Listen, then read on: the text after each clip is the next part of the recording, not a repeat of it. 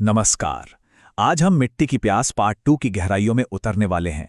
ये एक ऐसा विश्लेषण है जहां हम उस अंधेरे को समझेंगे जहां बच्चों की मासूमियत का टकराव एक ऐसी बुराई से होता है जो शायद वक्त से भी ज्यादा पुरानी है। तुम्हें लगा आग मुझे जला देगी? मैं मिट्टी हूं चंदू। मिट्टी कभी नहीं मरती। पार्ट 1 के आखिर में लगा था कि बुराई खत्म हो गई, राख बन गई।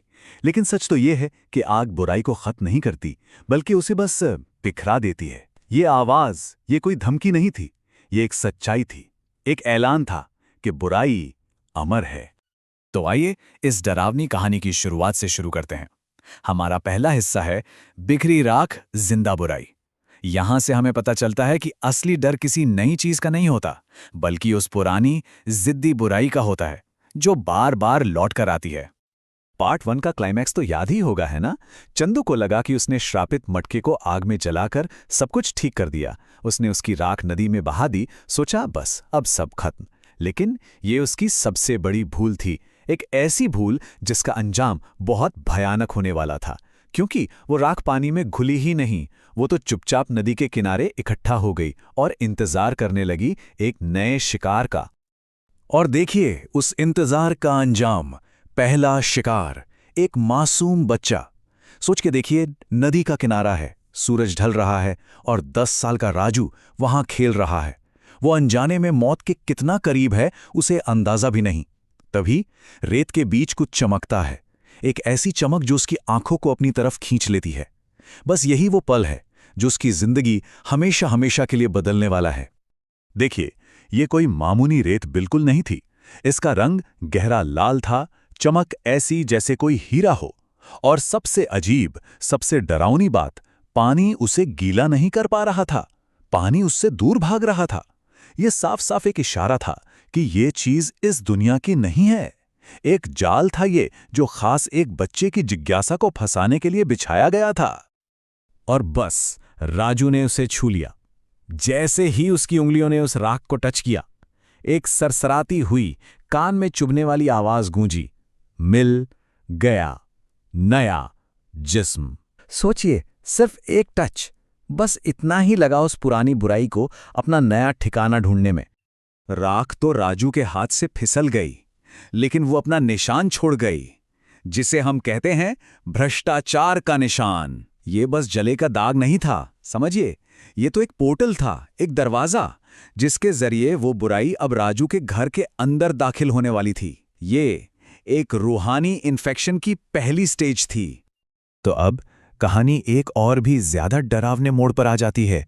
सेक्शन है खिलौने में कैद आत्मा। यहां पर वो बुराई बहुत चालाक निकलती है, वो अपनी स्ट्रैटेजी बदलती है। एक इंसान के जिस्म से निकलकर वो एक ऐसी चीज में छिप जाती है जिस पर किसी को कभी शक हो ही नहीं सकता। अब घर के अंदर का सीन देखिए। रात का अंधेरा है, राजू के हाथ का वो काला निशान अचानक लाल रंग से दहकने लगता है।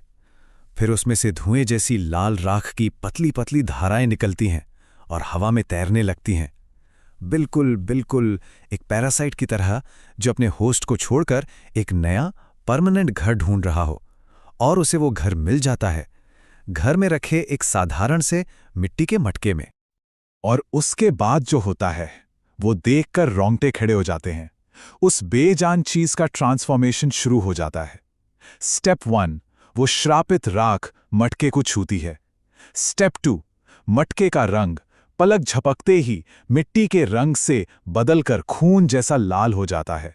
और आखिरी स्टेप, उसकी सतह पर अपने आप दरारें पड़ने लगती हैं, और वो दरारें मिलकर एक चीखता हुआ खौफनाक चेहरा बना देती हैं। इस बुराई की चालाकी तो देखिए, कितनी शातिर है। वो बड़ा मटका अब सिकुड़कर एक छोटा सा सुंदर सा खिलौना बन गया है। मतलब एकदम परफेक्ट डिस्गाइज, एक ऐसी मासूम सी चीज जिसे देखकर कोई भी बच्चा उसे उठाने से खुद को रोक ही नहीं पाएगा। अब हम आते हैं कहानी के सबसे चिंताजनक हिस्से पर। इसका नाम है मासूमियत पर श्राप का निशान। क्योंकि अब वो बुराई छिप नहीं रही, अब वो खुलकर खेल रही है और सीधा बच्चों को अपना निशाना बना रही है। और इसकी पहली शिकार बनती है सिर्फ 6 साल की मुन्नी। यहां देखिए कि मुन्नी के साथ क्या हुआ। एक तरफ है असली मुन्नी, मासूम, खुश मिजाज, और दूसरी तरफ है श्रापित मुन्नी। चेहरा बिल्कुल एक्सप्रेशनलेस, आवाज ऐसी जैसे किसी बड़े आदमी की हो, भारी और डरावनी। लेकिन सबसे बड़ा, सबसे खौफनाक बदलाव, असली मुन्नी खिलौनों से खेलना चाहती है, पर यह मुन्नी कहती है कि उसे भूख लगी है। और जरा सुनिए, ये शब्द मुन्नी के मुंह से निकल रहे हैं। ये कह रहा है इसे भूख लगी है, बहुत जोर की भूख। ये सुनते ही साफ हो जाता है कि इस मटके की प्यास पानी से नहीं बुझेगी और इसकी भूख खाने से नहीं मिटेगी। इसकी भूख कुछ और है। जब लगता है कि अब सब कुछ खत्म हो गया, अंधेरा ही अंधेरा है, तभी उम्मीद की एक हल्की सी किरण नजर आती है। कहानी के अगले हिस्से में होती है चंदू की वापसी।